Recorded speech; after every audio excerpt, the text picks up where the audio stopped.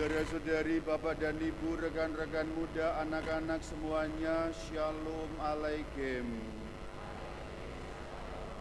Kalau kita ketemu dengan orang baru, memperkenalkan diri. Kalau aku ketemu dengan orang baru, memperkenalkan diri juga, namaku Bayu. Pindah paroki, pindah tugas, memperkenalkan diri. Dari Bandung ke Indramayu, saya Romo Bayu. Dari Indramayu ke Subang, ada yang sudah kenal, ada yang belum kenal, memperkenalkan diri, namaku Bayu. Kenapa memperkenalkan diri namaku Bayu? Karena seperti itulah aku pengen dikenal. Ada yang manggil Romo, ada yang manggil Rama, ada yang manggil Pastor, bebas. Tapi aku pengen dikenal sebagai seorang yang bernama Bayu. Ini gambaran, saudara-saudari. Ini gambaran bahwa Allah pun demikian juga. Ketika mewahyukan diri kepada manusia, kepada umatnya, artinya Allah ingin dikenal dengan seperti itu, seperti yang diwahyukannya. Terbukti dalam doa kolekta, yaitu doa bagian awal dalam misa ini, bunyinya demikian. Engkau, maksudnya Allah, mewahyukan kepada kami, kepada umat, kepada manusia, misteri agung hidup ilahimu, ketuhanan yang Maha Esa dalam 3 pribadi yang berbeda. Ketuhanan yang Maha Esa dalam 3 pribadi yang berbeda, ini istilah dalam agama Katolik Trinitas atau Tritunggal. Maka karena hari ini adalah hari raya Tritunggal Maha Kudus, aku akan memperkenalkan kepadamu bagaimana misteri Allah Tritunggal, Allah yang Maha Esa dalam 3 pribadi yang berbeda.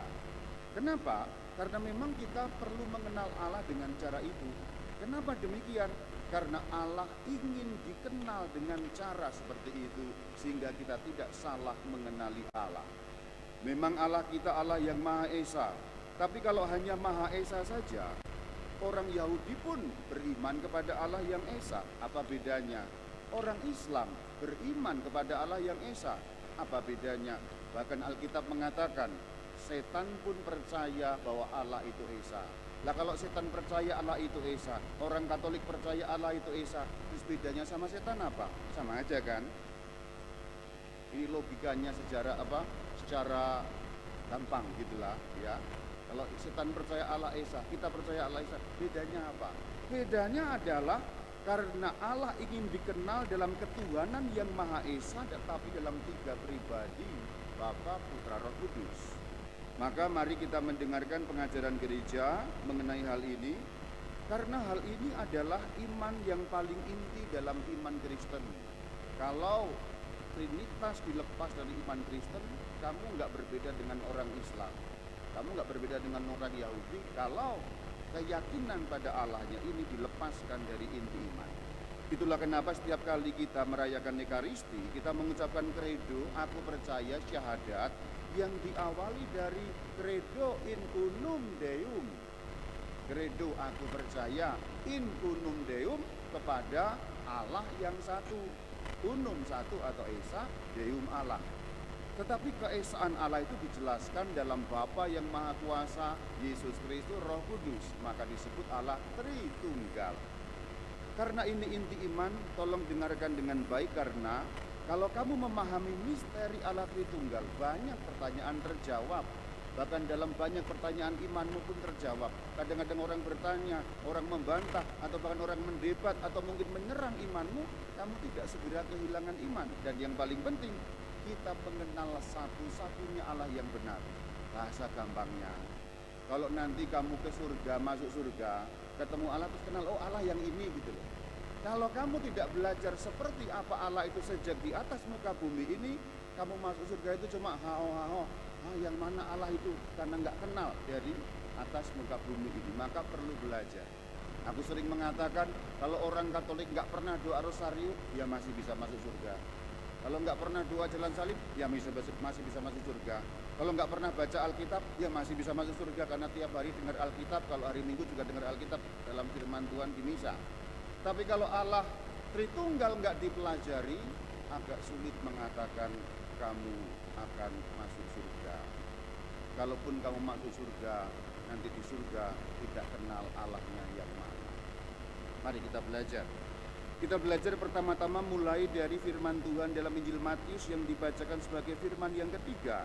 Mari kita dengar sekali lagi, bunyinya demikian. Baptislah mereka dalam nama Bapa dan Putra dan Roh Kudus.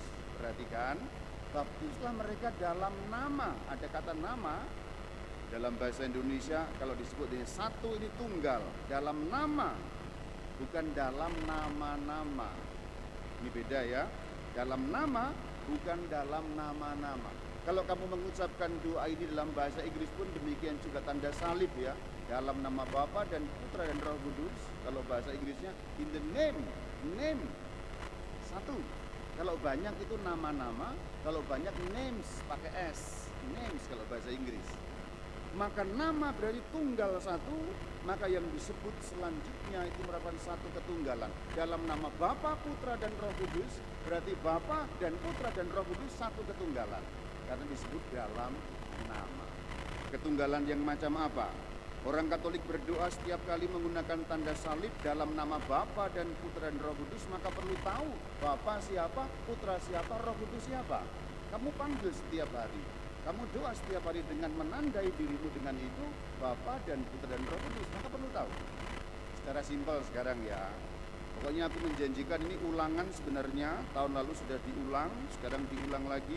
Tapi aku nggak akan bosan-bosan ngulang, sebab setiap kali kamu dengar firman, dengar Holy Tritunggal, keluar gereja, pohodei. Lupa lagi, nggak apa-apa. Karena ini inti iman diulang lagi. Bapa secara simpel adalah Allah. Putra itu adalah firman Allah. Roh Kudus rohnya Allah. Maka ini simpel dulu. Kalau kita mengatakan dalam nama Bapa dan Putra dan Roh Kudus, sebenarnya adalah mengatakan dalam nama Allah dan firman-Nya dan rohnya. Karena Bapa itu Allah yang Esa itu, Putra itu firman-Nya Allah, Roh Kudus rohnya Allah. Allah harus bersama dengan firman-Nya dan rohnya. Jadi ada tiga hal dalam pandangan kita, Bapa, Putra, Roh Kudus. Allah, firman-Nya dan rohnya. Perhatikan, Allah, firman-Nya dan rohnya. Di dalam diri Allah yang Esa itu ada firman-Nya, ada rohnya. Allah punya firman, Allah punya roh. Kenapa? Kalau Allah tidak punya firman, kita coret firman-Nya, pengandaian.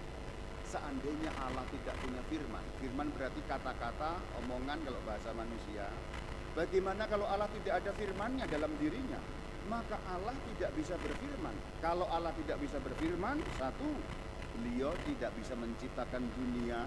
Sebab menurut kitab Kejadian, Allah menciptakan dunia dengan firman-Nya. Berfirmanlah Allah, jadilah terang, maka terang itu jadi. Jadilah ini, maka jadi. Jadi kalau Allah tidak punya firman, dicoret itu, firman-Nya dicoret andai kata, berarti bahasa gampangnya Allah bisu. Kalau Allah bisu, Allah tidak bisa menciptakan dunia, lagi pula tidak bisa memberi petunjuk kepada kita untuk kembali ke surga. Kita nggak akan masuk surga karena kita nggak tahu jalannya, sebab Allah tidak berfirman apa-apa, tidak ada petunjuk satupun untuk manusia. Itu kalau Allah tidak ada firman-Nya, berarti Allah harus ada firman-Nya. Firman itu dalam agama Katolik disebut putra. Jadi putra itu sebutan untuk firman-Nya Allah. Nomor 3, roh. Roh itu yang menghidupkan. Kita coret roh dari Allah. Seandainya Allah tidak punya roh, bagaimana yang terjadi? Ya Allah mati. Tidak mungkin Allah mati, sebab roh Allah itu yang menghidupkan alam semesta. Maka kesimpulannya Allah harus bersama dengan firman-Nya, harus bersama dengan rohnya, menyatu kekal abadi selama-lamanya, tidak mungkin terpisah sedetik pun juga. Itulah Tritunggal. Bapa itu Allah, Putra itu firman-Nya Allah, Roh Kudus rohnya Allah. Ketiga-tiganya seperti kelihatan tiga di mata kita, tetapi itu satu kesatuan yang tidak terpisahkan, tak mungkin terpisah sedetik pun juga. Allah, firman-Nya, rohnya. Allah disebut Bapa, firman-Nya disebut Putra, rohnya disebut Roh Kudus. Kalau kita bicara Roh Kudus, enggak terlalu sulit. Allah ada rohnya, seperti manusia ada rohnya memberi hidup, gampang itu dipahami. Dalam pikiran orang gampang itu.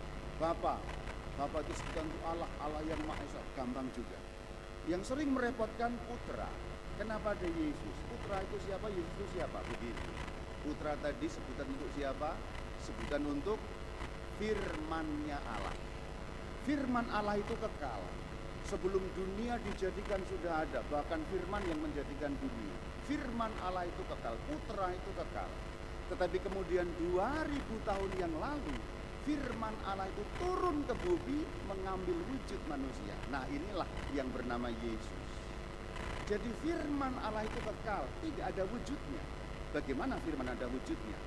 Ini Rama Bayu sedang berfirman kalau bahasa Allah ya. Kalau bahasa manusia ngomong atau berkata-kata. Ada nggak wujudnya kata-kataku ini? Coba lihat wujudnya kata-kataku. Yang kamu lihat wujudku yang cakep. Tapi kata-kataku tidak kamu lihat karena nggak ada wujudnya. Sama, kira-kira gambarannya begitu. Firman Allah pun nggak ada wujudnya. Karena firman Allah ya seperti omongan manusia itu kan nggak ada wujudnya. Firman Allah yang kekal itu nggak ada wujudnya. Tetapi 2000 tahun yang lalu turun ke bumi mengambil wujud manusia. Dari mana wujudnya manusia? Diambil dari rahimnya Santa Perawan Maria. Maka ada istilah firman itu telah menjadi manusia dalam Injil Yohanes 1 ayat 14. Firman yang telah menjadi manusia itu namanya Yesus Kristus atau Yesus dari Nazaret. Maka Yesus karena firman yang telah menjadi manusia disebut sebagai Sang Putra, Sang Firman. Apakah Yesus Allah? Bukan. Kamu sering salah mengatakan Yesus Allah, bukan Allah. Loh, kamu ngajari kita sesat? Tidak. Yesus adalah firman-Nya Allah. Kamu sering kacau kalau mengatakan Yesus Allah karena nanti bingung. Yesus Allah atau manusia? Bingung. Yesus adalah firman-Nya Allah. Firman-Nya Allah yang bagaimana? Yang 2000 tahun yang lalu turun ke bumi mengambil wujud manusia. Firman itu telah menjadi manusia. Maka Yesus itu siapa? Firman Allah yang menjadi manusia. Gampang sekali kan? Tritunggal. Meskipun kamu sambil ngantuk-ngantuk dengernya, kalau yang menjelaskan pinter, kamu paham. Udah puluhan tahun kamu nggak paham-paham Tritunggal. Hari ini saya pahamkan. Tahun depan lupa lagi, saya pahamkan lagi, gak apa-apa. Karena ini adalah inti dari iman Kristen yang paling utama. Semoga kalau ada pertanyaan dalam diri terjawab, ada pertanyaan di tetangga terjawab juga. Karena Tritunggal itu iman pada Allah yang Esa yang paling masuk akal. Allah bersama dengan firman-Nya, bersama dengan rohnya harus ada. Jadi Allah gak mungkin tanpa firman, gak mungkin tanpa roh. Yang kelihatannya tiga ini kan satu, Allah dan firman-Nya dan roh. Iman pada Allah Tritunggal itu iman yang paling masuk akal tentang Allah yang Maha Esa. Dan itu yang paling penting diwahyukan dalam Alkitab, dan Allah ingin dikenal dengan cara itu. Karena Allah ingin dikenal dengan cara itu, maka kita memahaminya, mengimaninya, meyakini. Semoga paham ya. Kalau belum paham berarti kamu ngantuk. Shalom alaikum. Marilah kita